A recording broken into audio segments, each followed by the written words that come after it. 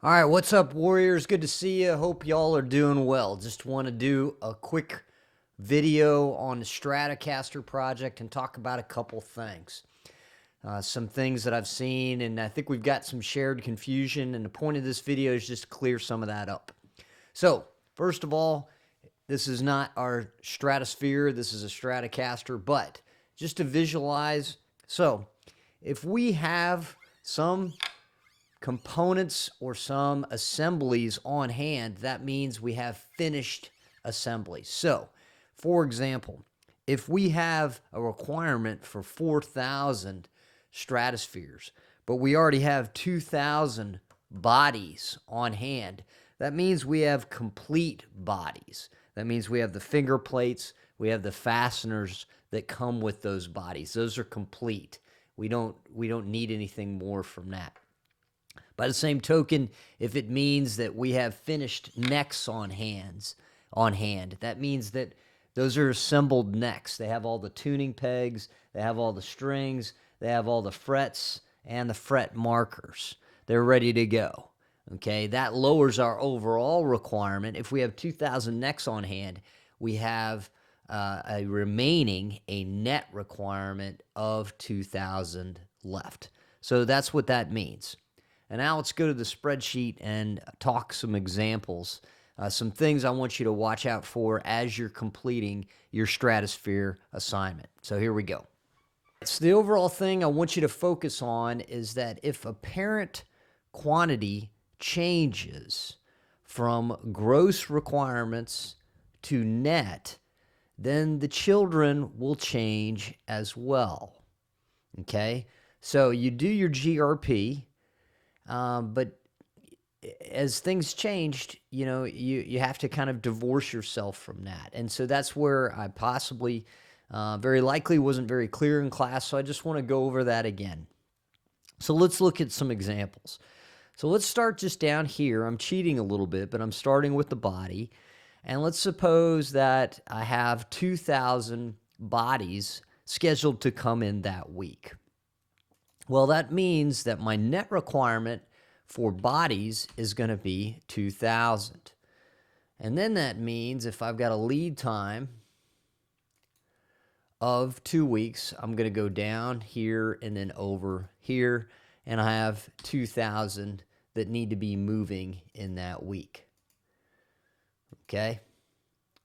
Now, we're going to skip over fasteners.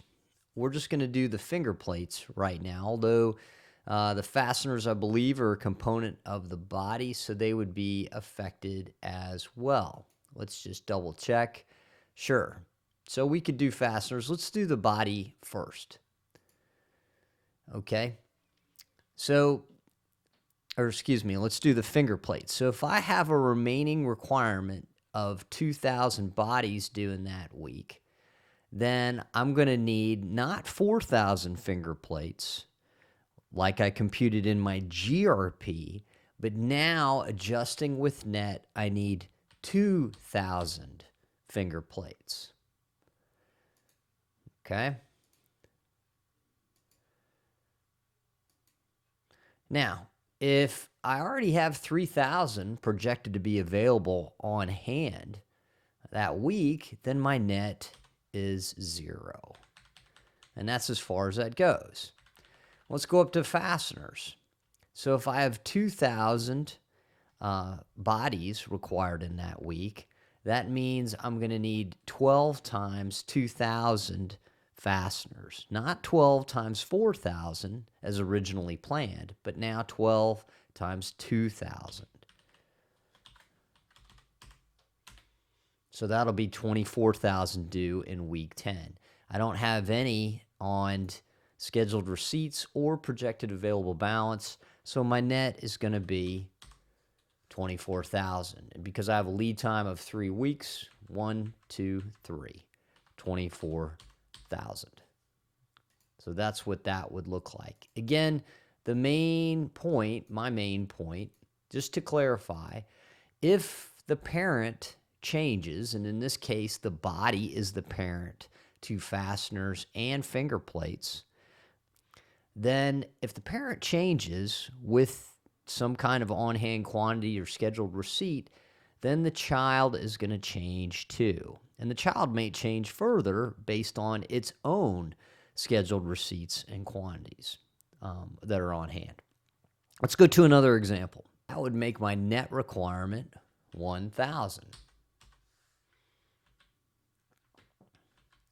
And because I have lead time of 1,000, that would make me needing 1,000 necks right there.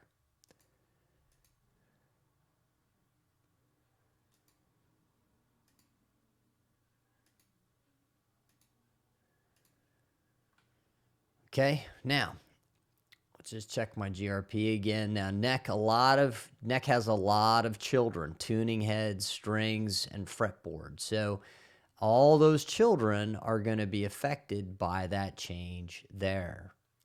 I'm not going to do tuning heads and strings right now. And for the purpose of this video, and I don't want you to do this on your spreadsheet, but I'm just going to get them out of the way because I want to deal with fretboards for the purpose of this video and just clarifying some things. So I'm just going to hide those for now, and I'm going to work with fretboard.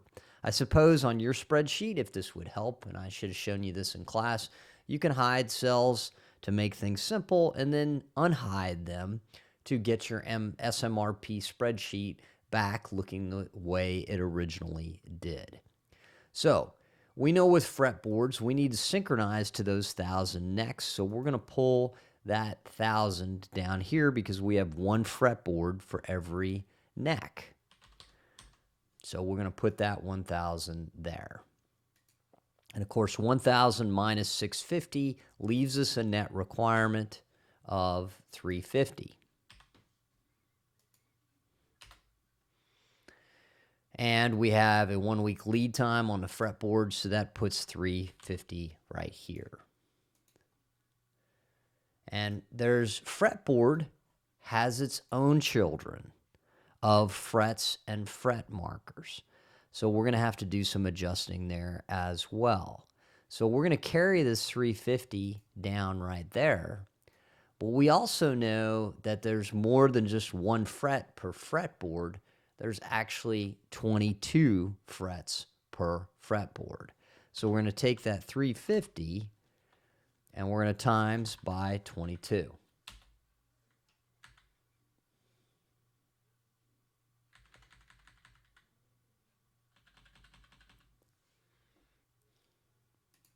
And that'll give us 7,700. Well, if we've got 12,200 frets coming in that week, we don't need anything. We have a net of 0. And just to check our GRP, 22 frets per fretboard, so we're good to go. All right, super. So that ends there. Let's go down to fret markers. Fret markers, again, have to be synchronized with the number of fretboards we need. So we need 10 fret markers per every one fretboard. So we're going to take that 350 and we're going to multiply it by that 10 to get our requirement there. Now, since we have 4,000 coming in, again, we don't need anything at all. And a point from this part of the video that I wanted to reinforce that, again, when the parent changes, the children change, but sometimes children are parents too. In this case, when the body changed, the number of fretboards we need changes because fretboard is a child to body. But then fretboard is a parent to the number of frets, excuse me, and the number of fret markers we need. So those children will change as well. Okay, so I can't stress that enough. As the parent changes with net requirements, the children too may change.